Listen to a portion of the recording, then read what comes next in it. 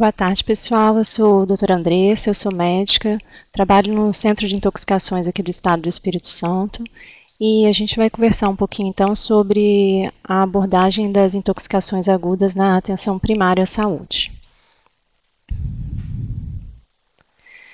As intoxicações e os envenenamentos, eles são muito frequentes nos atendimentos de saúde, nas emergências e urgências, e também estão muito presentes nas unidades básicas de saúde.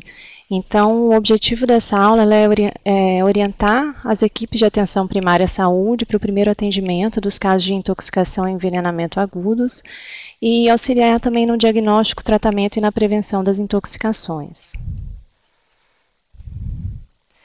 O que é, então, uma intoxicação?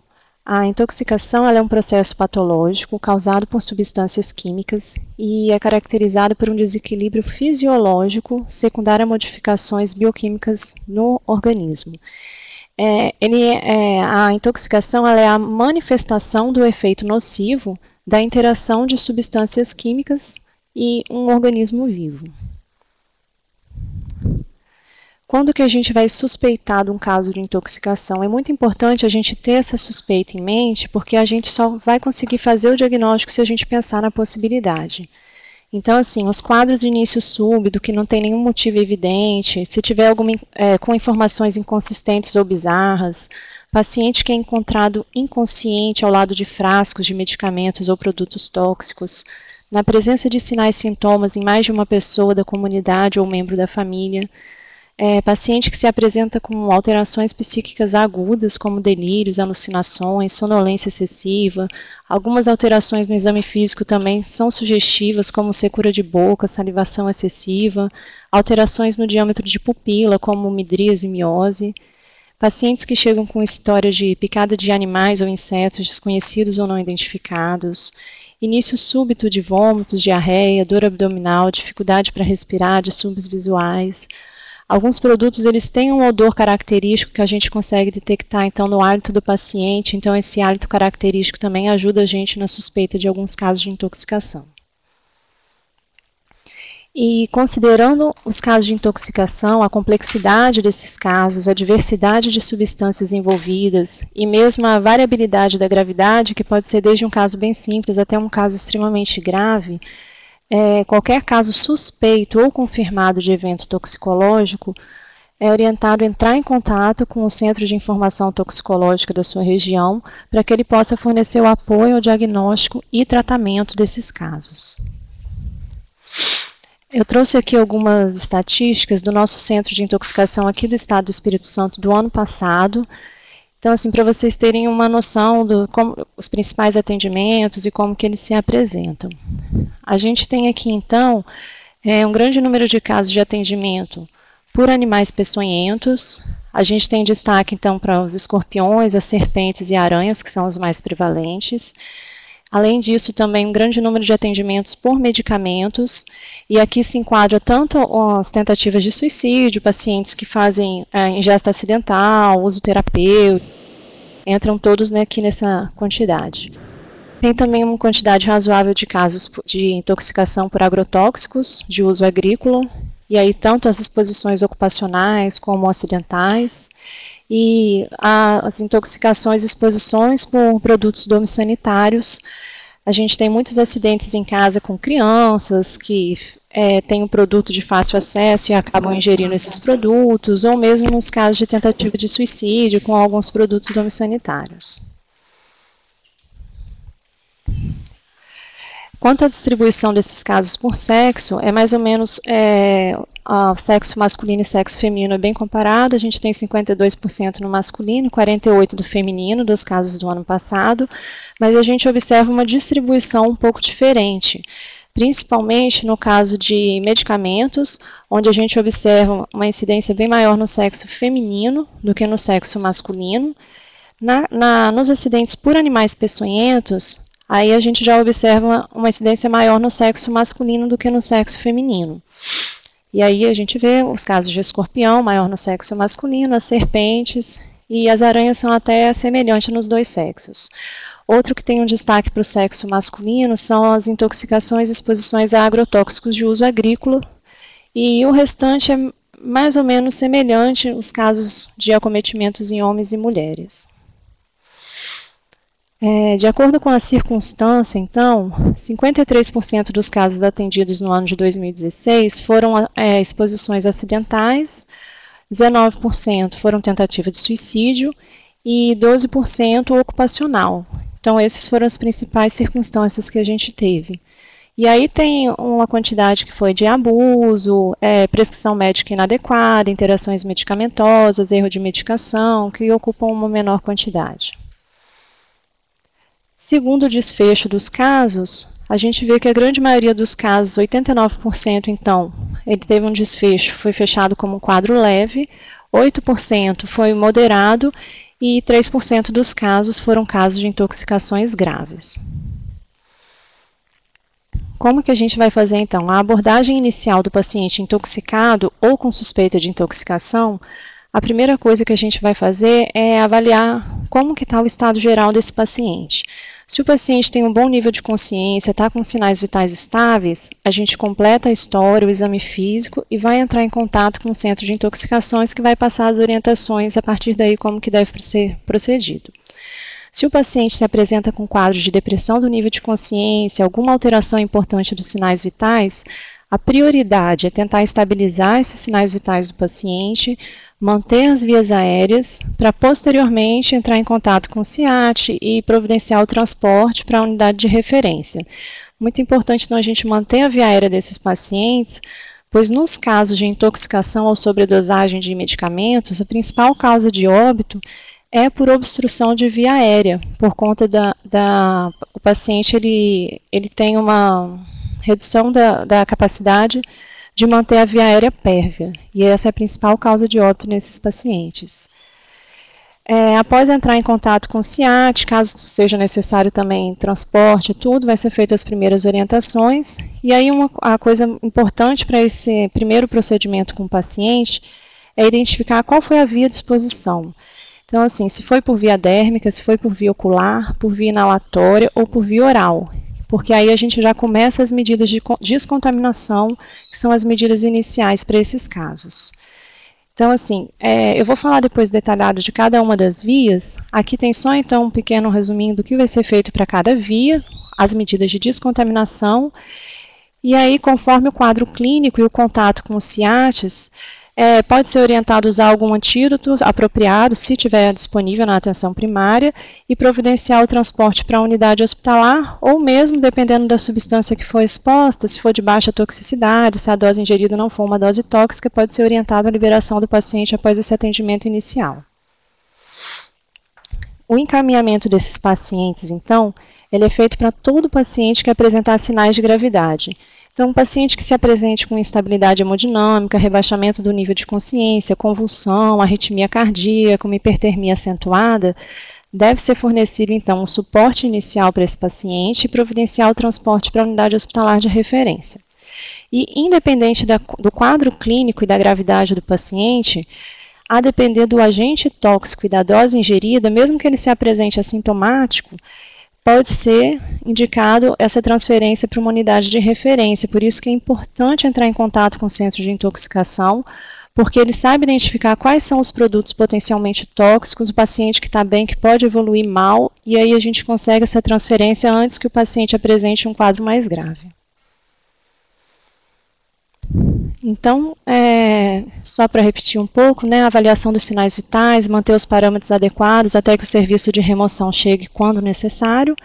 Antes das medidas iniciais de descontaminação ou do uso de antídotos, primeira coisa é a gente estabilizar o paciente e caso o paciente esteja grave e o serviço de saúde não conte com os meios para atendimento, a gente providencia a transferência o mais rápido possível. Sempre lembrando do ABCDE, que é para estabilizar o paciente e dar o suporte inicial. Depois das medidas iniciais, então, é importante fazer uma anamnese detalhada, seja com o paciente, com o acompanhante ou com socorristas. Nem sempre os pacientes, às vezes é uma tentativa de suicídio, eles podem não ser colaborativos na história, e aí o acompanhante pode fornecer informações importantes, como as medicações que o paciente faz uso, os produtos que ele tem disponível em casa, ou mesmo o socorrista, no momento que o paciente foi socorrido, se tinha algum frasco próximo no chão, se tinha medicamentos, o que pode ajudar muito a gente na condução do caso. O exame físico completo, inclusive exame neurológico, então, para a gente fazer a avaliação do Glasgow, avaliação cardiovascular, pupila, todo o exame detalhado desse paciente, e lembrando que os pacientes intoxicados, eles têm que ter reavaliações frequentes, porque é um paciente que pode ter um quadro inicial assintomático e evoluir com um rebaixamento, evoluir com um quadro mais grave em pouco tempo. A equipe da atenção primária, então, ela tem que ficar atenta ao tipo de tóxico que foi utilizado e, caso necessário, tem que solicitar o mais rápido possível a remoção para um serviço, a transferência segura desse paciente para um serviço de referência. Na abordagem toxicológica, a gente tem os 5 Ws que a gente utiliza na história do paciente. Então, o who, what, when, where e why. Quem é o paciente, então, quais são suas condições, quais são as comorbidades, se ele faz uso de algum medicamento contínuo. O que, então, qual é o agente tóxico envolvido, a concentração, para a gente tentar ver qual é a gravidade do caso, como ele pode evoluir. O horário da exposição, da ingesta do produto. Então, isso é importante, porque para a gente saber o pico de ação da droga, se ele já foi atingido, se ele já passou, se ainda está em tempo hábil para fazer alguma medida de descontaminação, ou se não tem mais tempo hábil para isso. Onde ocorreu a via e o local de exposição. A via é importante porque um paciente que teve uma intoxicação por via endovenosa, por exemplo, não teria indicação nenhuma da gente fazer uma lavagem gástrica. Então, isso é importante para a gente poder determinar a conduta. E o motivo ou circunstância da exposição. Se foi acidental, se foi intencional. As ingestas intencionais geralmente são quantidades maiores e podem levar a uma preocupação um pouco maior. Então, nos casos acidentais, muito comum com crianças. Nas tentativas de suicídio, mais comum medicamentos, mas podem ser produtos químicos, agrotóxicos, as drogas de abuso e até mesmo homicídios e tentativas de homicídio. Partindo agora para a gente falar um pouquinho da descontaminação, são medidas terapêuticas que são destinadas então a diminuir a exposição a tóxicos e toxinas, prevenir a lesão e reduzir a absorção do produto.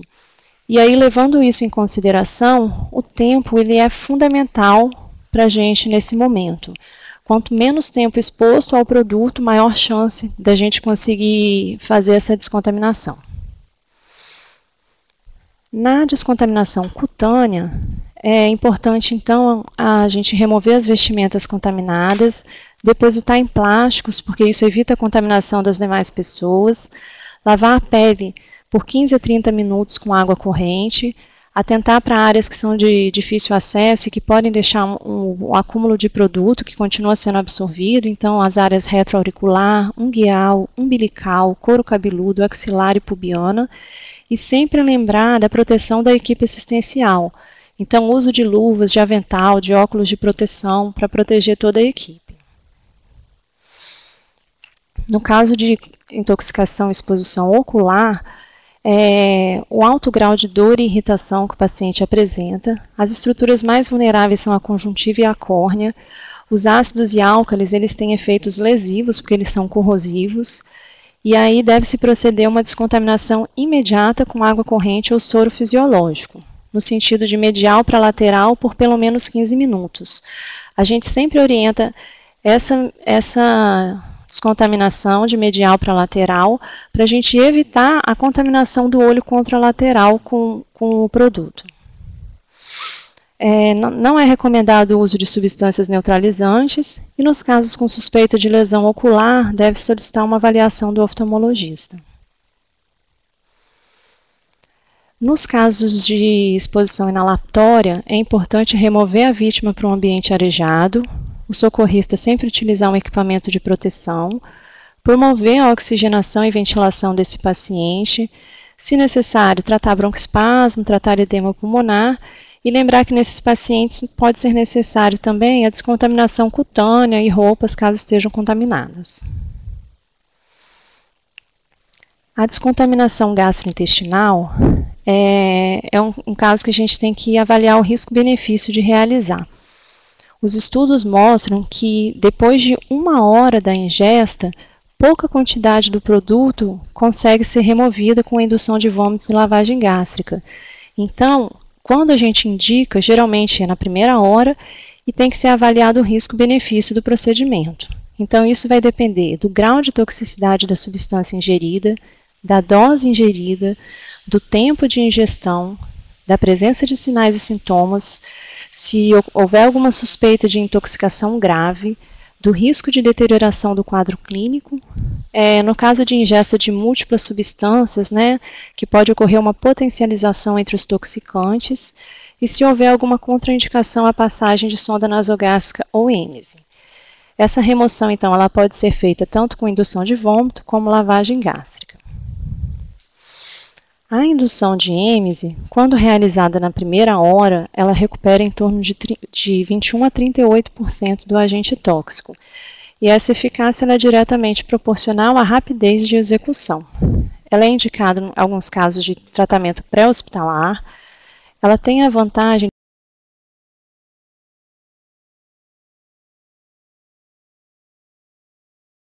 de conseguir remover partículas grandes que poderiam não sair com a passagem de uma sonda, por exemplo, e nos agentes que não são absorvidos pelo carvão ativado.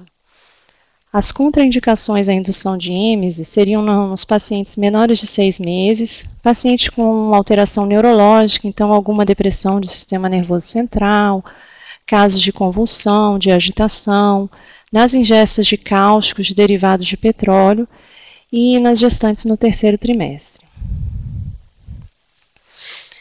Um dos produtos que é usado na indução de êmese seria o detergente de pH neutro, que é aquele detergente de cozinha comum que a gente tem. Ele causa uma irritação gástrica, tem baixo custo e ele é eficaz. E aí a gente oferece 2 copos de água antes e depois 2 colheres de sopa de detergente, que isso vai provocar êmese no paciente.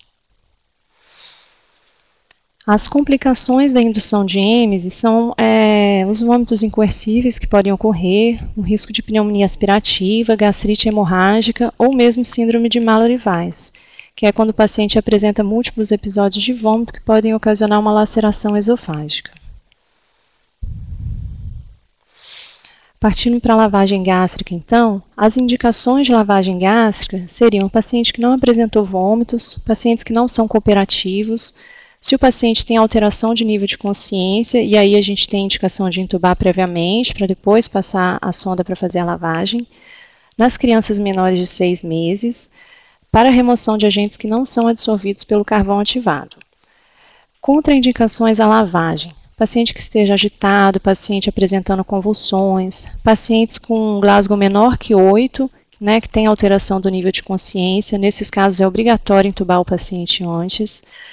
Ingestão de derivados de petróleo, de substâncias cáusticas, os casos de hemorragia digestiva ou perfuração e pacientes com cirurgia de esôfago recente.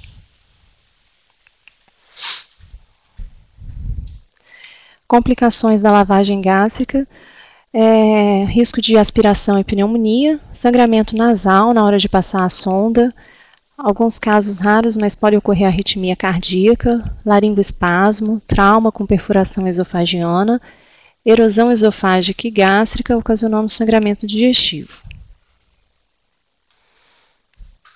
O procedimento de lavagem, o volume vai depender da capacidade gástrica do paciente. Então, num paciente adulto, geralmente o volume final que a gente faz é entre 6 e 10 litros, num recém-nascido entre 500 ml. E isso é feito através de alíquotas. Então, no adulto, a gente faz em alíquotas de 200 a 300 ml e vai retirando até começar a sair um líquido limpo, normalmente em torno de 6 a 10 litros. Esse paciente, deve ser colocado em decúbito lateral esquerdo para evitar que o procedimento de lavagem empurre o produto pelo duodeno e aumente a absorção do produto.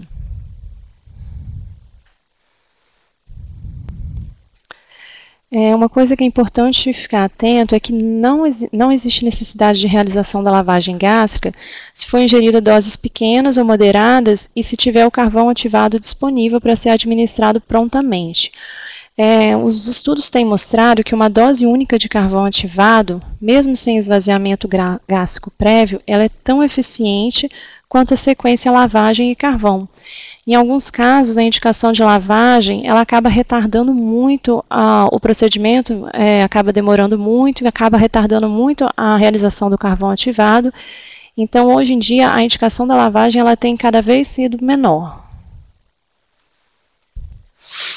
O carvão ativado, ele então, à medida que tem sido muito realizada, e ele é um pó que é finamente dividido da polpa da madeira, submetido a processos especiais de ativação.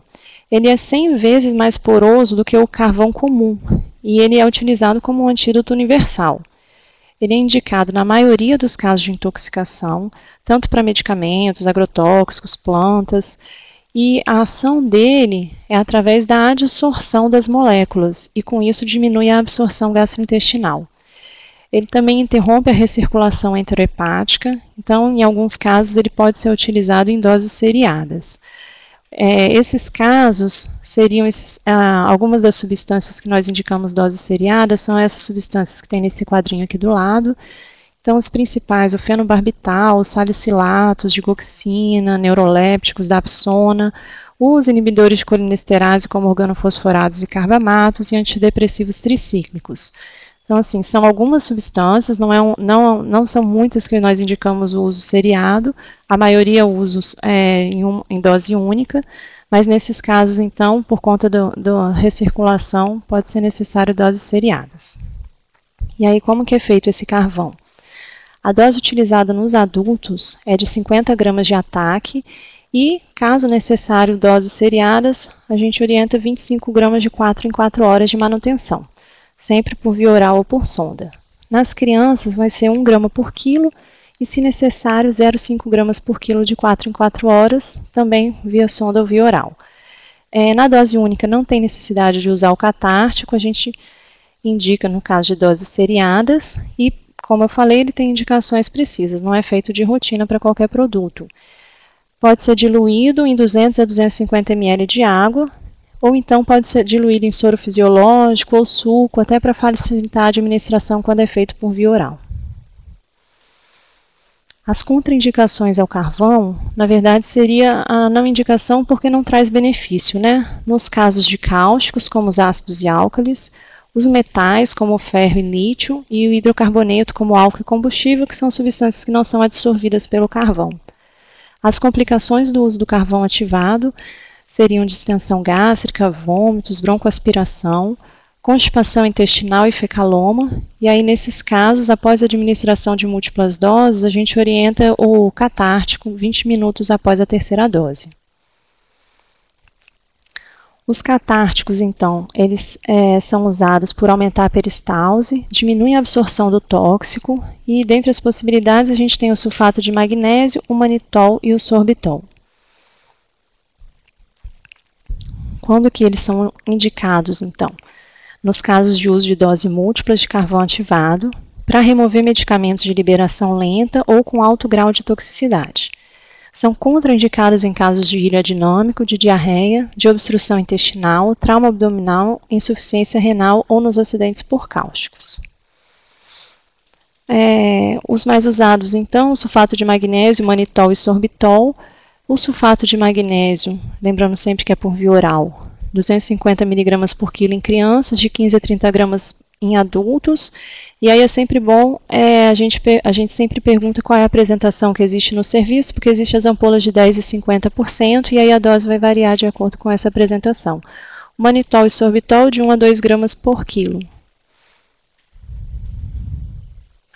Complicação dos catárticos são os distúrbios hidroeletrolíticos, distensão abdominal e os vômitos. Vou falar agora um pouquinho dos antídotos. Os antídotos eles são agentes que eles diminuem ou neutralizam a ação de um agente tóxico e atuam através de diversos mecanismos.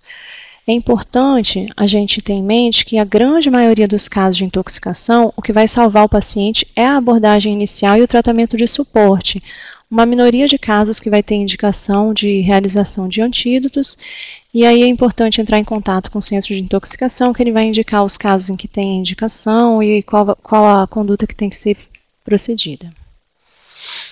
Dos mais comuns, um caso clássico de antídoto que vai alterar muito a conduta ou a evolução do paciente são os inibidores de colinesterase, que são os chumbinhos, os organofosforados, que tem indicação de realização de atropina, caso esse paciente apresente os sinais e sintomas colinérgicos, e isso altera a evolução do quadro do paciente. Outro antídoto também que é muito utilizado nos casos de intoxicação por paracetamol é a N-acetilcisteína. Outros antídotos não são tão usados. O biperideno ele é usado nos casos de síndrome extrapiramidal, então pacientes mesmo em uso terapêutico, da metoclopramida, do haloperidol, eles podem evoluir com a síndrome e o biperideno ele atua como antídoto para a reversão do quadro.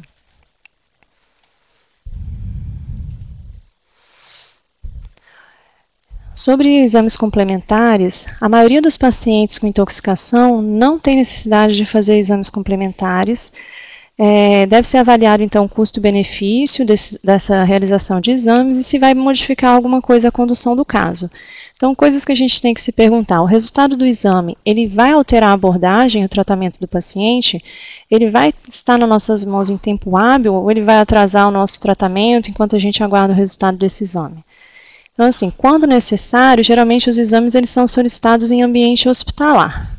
Nos casos da atenção primária, alguns casos, quando é realizada a lavagem gástrica no posto, pode-se colher uma amostra do lavado para análise toxicológica, mas aí isso vai depender do local onde ele estiver, nem todo local ele consegue fazer essa avaliação. A prevenção é muito importante, então, além do tratamento, da condução desses casos, é como prevenir as intoxicações. A maioria das intoxicações que ocorrem em casa, elas são preveníveis, então, não guardar produtos tóxicos próximos de alimentos, não reaproveitar a embalagem de inseticidas, de produtos de limpeza e de medicamentos, não reaproveitar vasilhames que são usados para alimentos, para compostos usados em limpeza ou inseticidas. É muito comum casos de ingesta de cloro que são comprados e armazenados naquelas garrafas PET de refrigerante, e aí ou um adulto acidentalmente ingere, ou uma criança vê e acaba ingerindo, e aí a gente acaba tendo bastantes casos relacionados a isso. Evitar fazer estoques de medicamentos em casa. Lembrar que qualquer substância pode ser tóxica, Isso só vai variar a dose. Então, um medicamento que é de uso terapêutico, numa dose elevada, ele pode causar uma intoxicação importante. Sempre ler as instruções contidas nas embalagens ou rótulos antes da utilização de qualquer produto químico. Conhecer as plantas que você tem em casa e nunca deixar em local de acesso fácil para crianças e animais. Não manter em casa plantas tóxicas. Sempre que for manipular algum produto químico, usar equipamentos de proteção individual, lavar bem as mãos antes de após manipular algum produto químico. Falando um pouquinho agora do Centro de Intoxicação, os CIATs são o Centro de Informação e Assistência Toxicológica.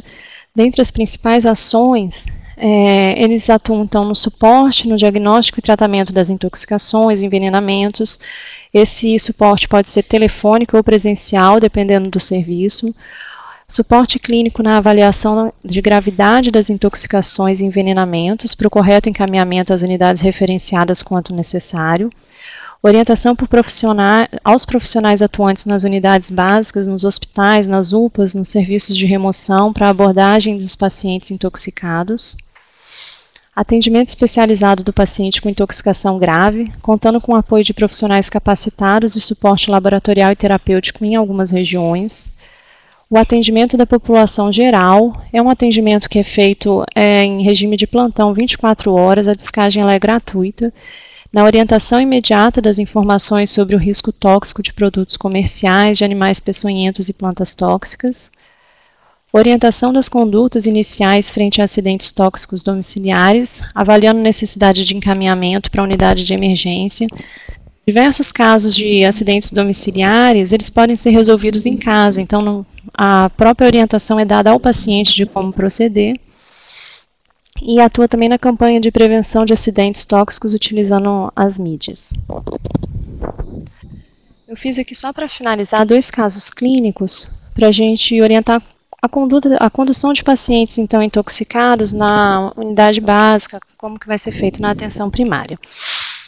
Então, no primeiro caso clínico, uma médica entrou em contato com o centro, informando que um paciente de 3 anos, do sexo masculino, 14 quilos, ele ingeriu acidentalmente um frasco de 15 ml de paracetamol, a apresentação de 200 mg por ml, e o frasco ele estava praticamente cheio, e essa ingesta ocorreu há 1 hora. Então, assim, quais as informações importantes que a gente tem para esse caso? A idade do paciente, o peso, e aí a apresentação, 200 mg por ml, ele ingeriu cerca de 15 ml, e o tempo, há 1 hora. O paciente está assintomática e os sinais vitais normais. Então, assim, como que a gente vai conduzir esse caso? A dose ingerida foi uma dose tóxica? O tempo da ingestão é um tempo hábil para a gente fazer alguma medida de descontaminação? Tem indicação de fazer o antídoto nesse caso? Só um resumo, o paracetamol, a dose tóxica dele para adultos é a dose maior que 7,5 gramas. Para criança vai variar pelo peso, mas a dose é de 140 mg por quilo. E ingestas de mais de 4 gramas por dia durante vários dias com alteração de TGO também é considerado tóxico. No tratamento, a gente procede à descontaminação, a depender do caso vai ser indicado lavagem ou não, como eu falei, cada vez tem sido menos utilizado, o carvão ativado e o antídoto que é a N-acetilcisteína, que é o fluimucil. O antídoto, que é a N-acetilcisteína, ele tem um protocolo e nos casos de utilização via oral, o protocolo ele dura 72 horas, é feita uma dose de ataque de 140 mg por quilo por via oral e uma dose de manutenção de 70 mg por quilo de 4 em 4 horas, totalizando 17 doses. Então, assim, a dose ingerida por esse paciente foi uma dose de 214 mg por quilo. Considerando que a dose para criança é 140 mg, esse paciente ultrapassou, então, a dose tóxica. A conduta, então, a ser tomada nesse caso é a oferta do carvão ativado por via oral, uma dose, e aí providenciar a transferência para uma unidade de referência onde vai ser prosseguido esse tratamento. O carvão ativado, ele é um antídoto que é disponível nas unidades básicas, é fácil a realização. Não, né, o paciente que está orientado, acordado, ele pode ser feito por via oral, como eu já falei. Então, quanto antes a gente faz, mais a gente vai conseguir neutralizar a substância ingerida. Então, a orientação nesse caso na unidade básica é fazer uma dose do carvão ativado e providenciar a transferência. E aí no hospital, na unidade que ele for transferido, vão ser colhidos exames para avaliar a função hepática, vai ser feito o antídoto e o paciente vai ser mantido em observação. O segundo caso é o caso de um paciente masculino de 24 anos, residente na zona rural, e que sofreu uma picada de serpente no tornozelo esquerdo há 50 minutos.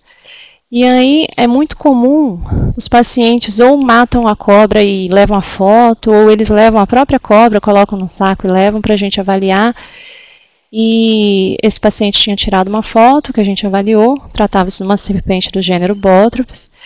E na unidade de saúde, a gente não tem como fazer o tratamento específico, fazer a soroterapia, mas é importante saber o que deve e o que não deve ser feito. Então, assim, o que deve ser feito para esses pacientes?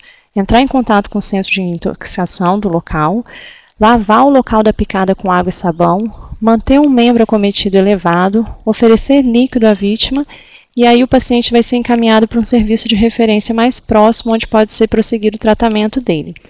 Se possível, se tiver disponível, levar um animal à foto, porque aí pode ser feita a identificação. O que não deve ser feito para esse paciente? Não fazer torniquete ou garrote, não cortar o local da picada, nada de fazer perfurações ao redor da picada, tudo isso aumenta o risco de contaminação. Nada de colocar contaminantes, café ou outros produtos em cima do local da picada. Sugar o local da picada é contraindicado, oferecer bebida alcoólica, querosene, qualquer outro tipo de tóxico para o paciente. Nada disso deve ser feito. E aí, após a avaliação inicial, esse paciente vai ser encaminhado para um serviço de referência, onde vai ser administrada a soroterapia de acordo com a classificação da gravidade do acidente, colhido o tempo de coagulação e conduzido o caso. Então é isso que eu tinha para falar para vocês.